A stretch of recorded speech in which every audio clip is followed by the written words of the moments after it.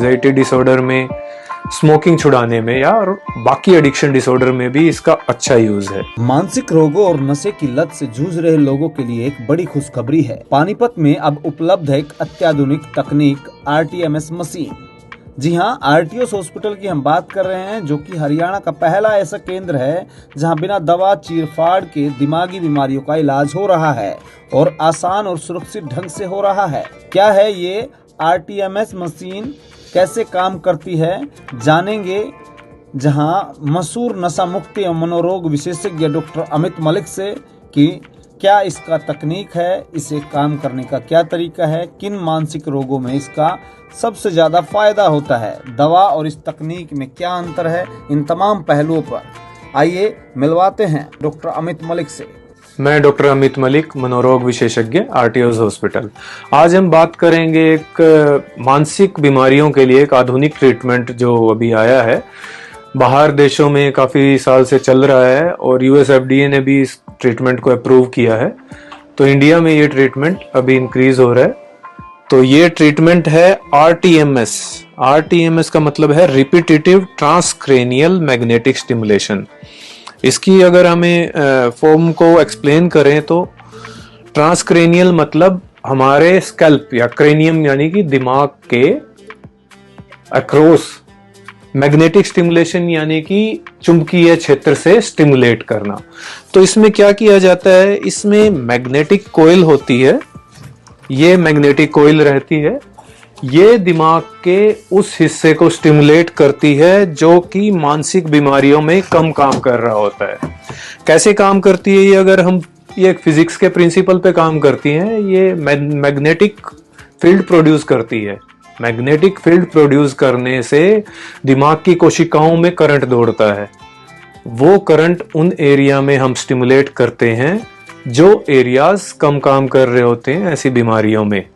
और R का मतलब है रिपीटेटिव। तो ये हम पल्स बार बार जब मैग्नेटिक पल्स चलाते हैं तो दिमाग की वो कोशिकाएं स्टिमुलेट होती हैं।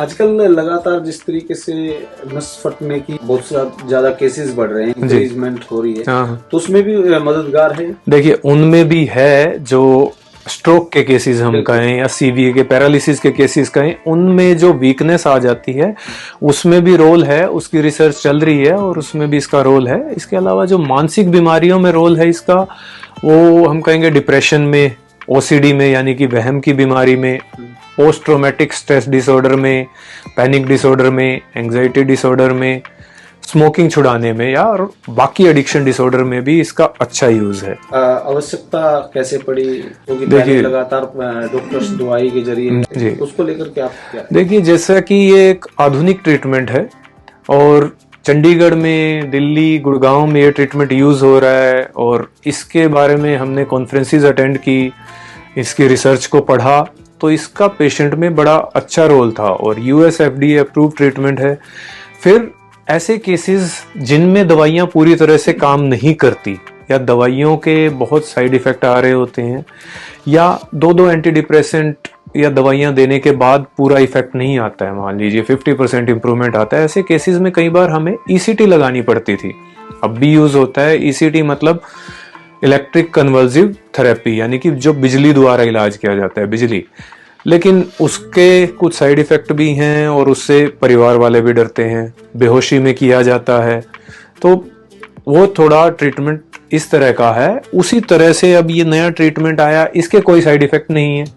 पहली चीज, बड़ा ही सेफ ट्रीटमेंट है, बड़ा इफेक्टिव ट्रीटमेंट है, तो इसलिए हमें ये आया कि ये मशीन हमें लानी चाहिए। आखिरी सवाल ये है सर कि डॉक्टर साहब, इसका समय की भी बचत होती है, जो इलाज लंबा चलता है उसका भी कुछ समय की भी बचत होती है, ऑगमेंट भी करता है। बहुत सारे केसेस में, जो क्रोनिक केसेस में भी हम मेडिसिन बंद कर पाते हैं और इससे पेशेंट काफी ठीक रहता है। और ऐसे केसेस जिनमें दवा बहुत लंबे समय से चल रही थी, बहुत सारे केसेस हम पिछले 4 महीने से इस मशीन को यूज कर रहे हैं और हमने 40 के करीब केसेस किए हैं। इसमें कुछ केसेस में बहुत ही ऐसा अच्छा रिजल्ट आया है जिन्होंने बहुत जगह से ट्रीटमेंट ले लिया था और जिनकी बीमारी बहुत लंबी हो गई। ये RTMS की कोइल है, इसे हमने, कोइल इसके अंदर है, ये इसको फिक्स करने के लिए कैप है।